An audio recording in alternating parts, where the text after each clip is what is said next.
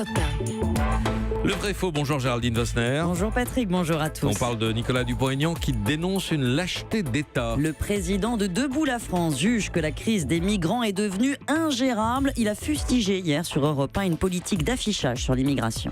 En Allemagne, le centre de rétention peut garder un clandestin 18 mois. En France, on va passer de 45 jours à 90 jours. L'Allemagne peut détenir un clandestin pendant 18 mois, vrai ou faux ? C'est vrai sur le papier. La loi allemande autorise la rétention des migrants dans un centre administratif pour une durée de 6 mois qui peut exceptionnellement être étendue à 18 si le clandestin résiste à son expulsion. Cette durée maximale de rétention est de 45 jours en France, c'est la plus faible en Europe.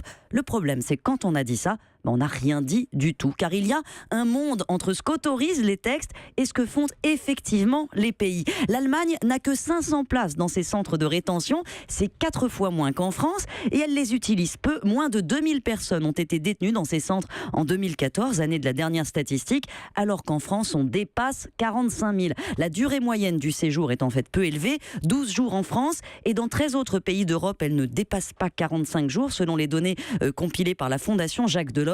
Même la Grande-Bretagne, qui ne fixe aucune limite, garde les migrants en général moins d'un mois. En fait, la durée de détention n'a presque aucun impact sur le taux de retour. Vous voulez dire que l'Allemagne ne renvoie pas plus de clandestins que la France ? Mais non, parce que dans toute l'Europe, on applique les mêmes restrictions. Le contexte de vie de chacun est pris en compte. Tous les clandestins sont loin d'être expulsables. Et quand ils le sont, il faut encore que leur pays d'origine accepte de les accueillir. Seuls 44% des gens qui passent par la case rétention en France sont effectivement renvoyés chez eux, et le taux n'est pas plus élevé ailleurs en Europe, quelle que soit la durée de rétention.